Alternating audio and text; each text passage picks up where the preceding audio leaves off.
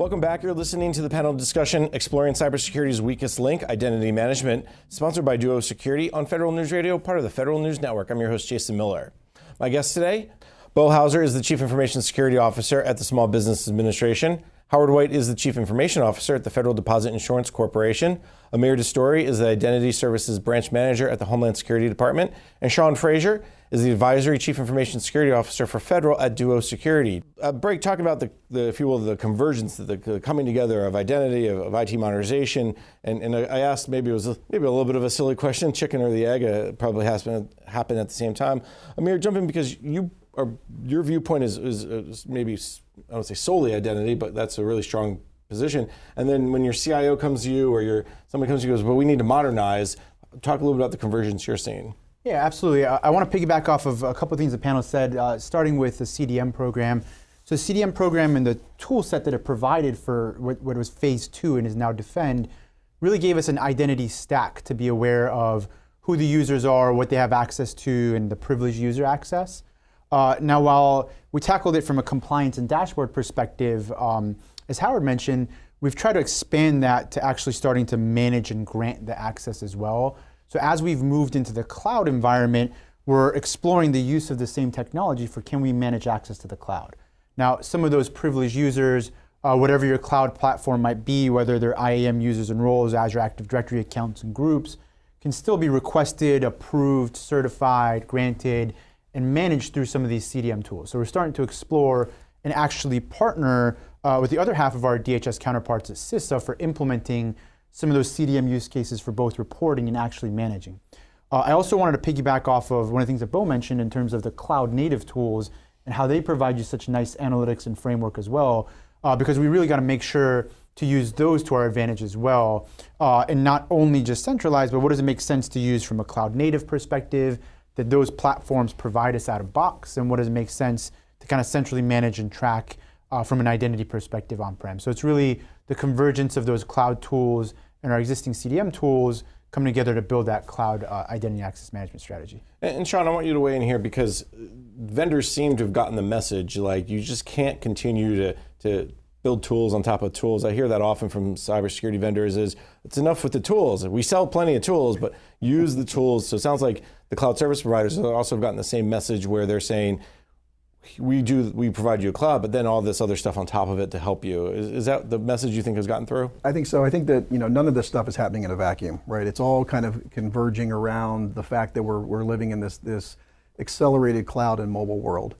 So some of the guidance we talked about earlier on identity, that's all related to this. The TIC 3.0 draft that came out is all about kind of cloud and cloud access. So changing the structure and the way agencies consume cloud is part and parcel to all these things we're talking about. And I don't talk to an agency in the world that doesn't say, look, we standardize on diversity. We got one of everything, right? We got one of every security product that's out there, and we don't feel much safer.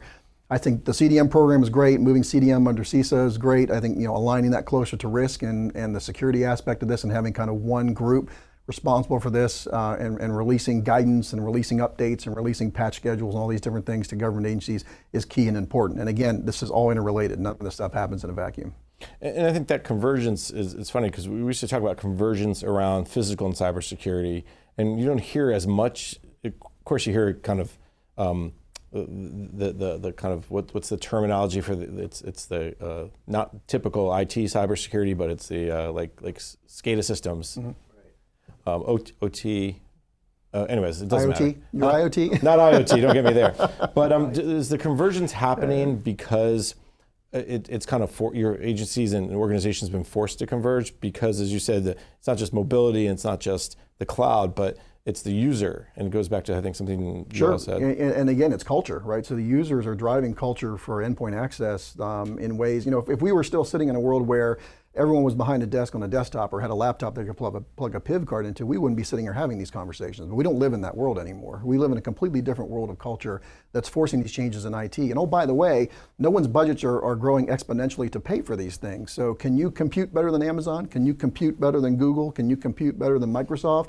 Probably not. Can you build endpoint security better than Apple? Probably not. So using off-the-shelf stuff and kind of leveraging that inside your agency is almost an inevitability. And Howard, those tools that you're able to leverage from a CIO's perspective must be a nice little benefit. It's a significant benefit. So we don't want to re-engineer or develop our own tools. We want to use the information or the data that comes from the tools, no matter where they are, consume that data to make a risk-based decision and to inform us and the user community of what the risks are that they are taking. But as you stated, is the user community is changing. The folks that are coming into the corporation now are younger, and they demand the same level of service and capabilities that they get from, as you stated, Microsoft, Google. And we want to make it as seamless as possible that they don't have to stick a PIP card into the machine if it's not necessary, or they don't have to authenticate 3 times to get to the application they need. We take the information that's available to us and simplify the operations so that they can get to the data that they need to execute on their mission faster, so that they can work better and more efficiently at their core jobs and functions. So you've been around long enough. You remember single sign-on. There's a big push to it. That's basically what you're talking about now. I am talking about single sign-on. As you know, a lot of organizations claim to be at single sign-on, but they are not. Behind the scenes, you're still pushing in the PIP card to the computer, and then you log on with a username and password. I would love to demise username and password, so we're looking at a unified architecture where access management becomes our first gate. Is if you don't meet our policy of no passwords, and being able to get through to your application with that certificate that's available, it's not going forward. It's not being authorized on our network. Mir, jump in, because again, I'll go back to your kind of focus area of identity. The single sign-on piece, is that where we're heading toward in many ways? Yeah, I love 2 things about what Howard said. I think the whole notion of single sign-on, but in addition, kind of the user experience that Howard mentioned, it's if you have a really difficult user experience, if you're asking them to authenticate over and over and over again, and these systems aren't usable, the people aren't going to want to use them, and they're not going to work. In essence, they're going to decrease security because people are going to do whatever they can to avoid them. So back to kind of the whole risk-based model, authenticating with a strong credential, be it a certificate, providing single sign-on as much as possible, a seamless process, but knowing when, hey, now they're trying to access something that's a little bit more sensitive, a little bit more secure. This data is beyond just your regular user. You might want to re-authenticate them if they haven't authenticated for a certain amount of time, again with that strong credential. Or back to some of the things that Sean was mentioning, maybe you want to revalidate them based on the device that they used or where they came from. So I completely agree with the single sign-on approach. Couple that with the risk approach to authenticate and re-authenticate only when you need to make that a better seamless user experience. And of course, explain that to the user to say, okay, for 90% of what you do, it's a single sign-on, but for this other 10%, we're going to ask you more questions or more whatever. We'll need more security around it. And I think this fundamentally changes the philosophy of security, right? So security, and this is really why Duo exists. I mean, it's not like there wasn't any 2FA solution that happened, but we were kind of born on the cloud. We happened to be born around the same time as the iPhone. And we were conscious of the fact that security can either happen to users or with users. And we'd rather it happen with users. So again, the culture of security is ingrained in kind of everything that we do. We're starting to see that at agencies now too, where they're hiring user experience folks to come in and kind of figure out, okay, what are the workflows? What are users, it is acceptable for users to use? What are they used to in their personal lives that they really appreciate that they want to bring into the enterprise? Well, jump into the discussion here, because one of the things that SBA has been going down this path is, as you've been doing modernization, is obviously taking advantage of the cloud. You mentioned that earlier, and then working toward that easier experience. What are you doing to ensure that you're not opening yourselves up to more risk, or how are you making those risk-based decisions?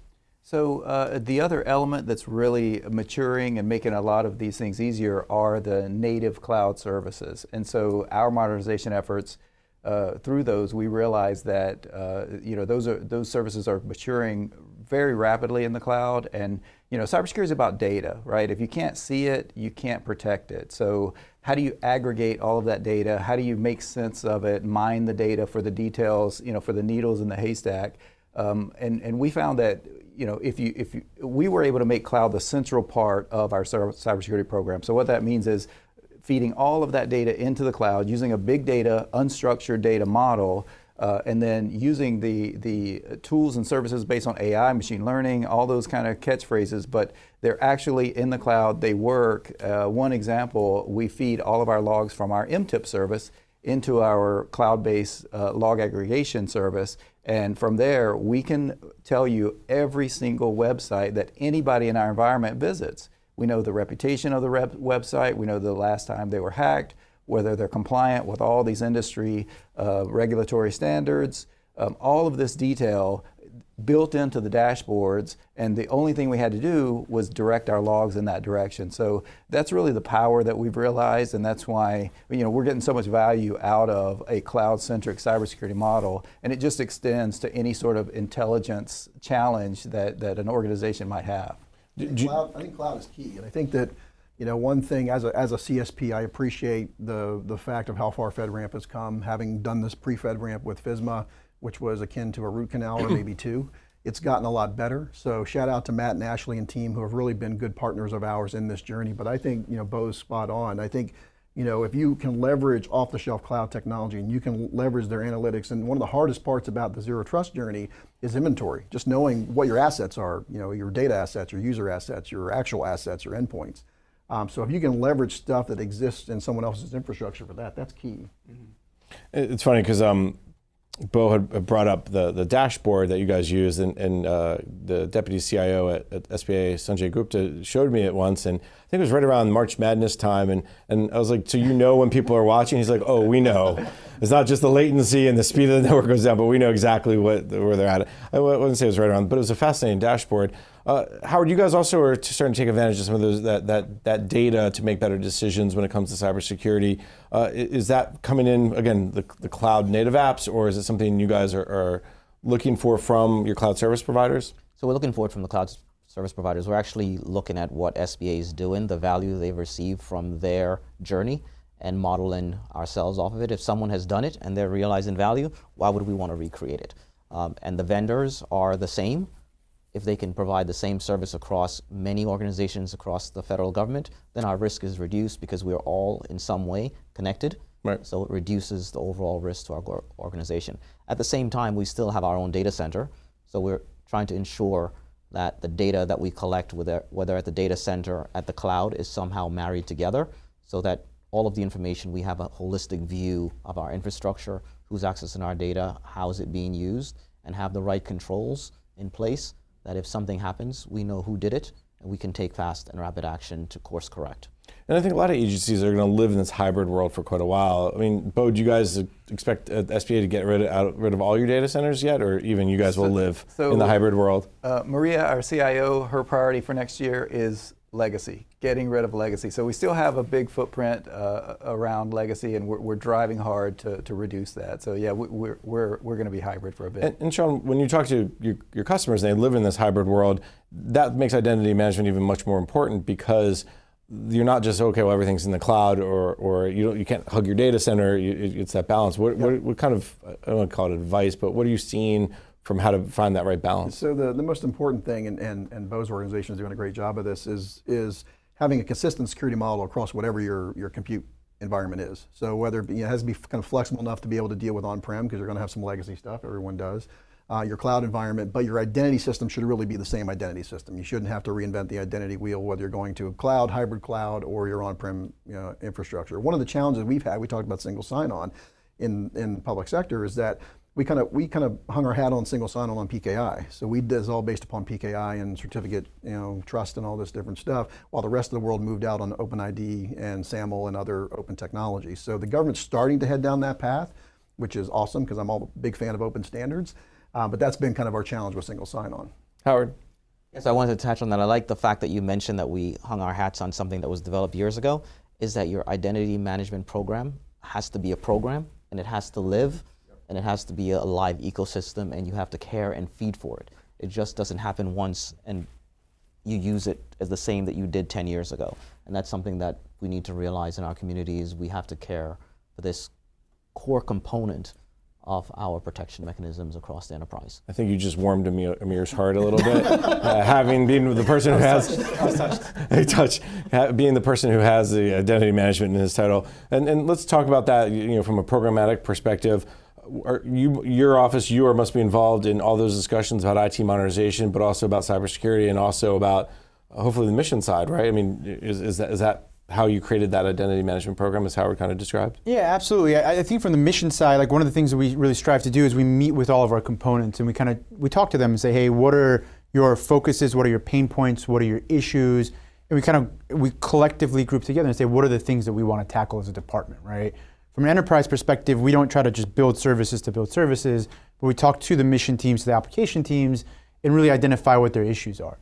I also completely agree with both Howard and Sean in terms of, yes, we started off with PIV, such a deep focus on PIV, such a deep focus on PKI, but we're trying to evolve again to it shouldn't matter what type of credential you use. We should be able to validate it no matter what it is and match that again to what type of data you're trying to access. And you know what, if it's not the right credential and it's not the right time, you shouldn't get access.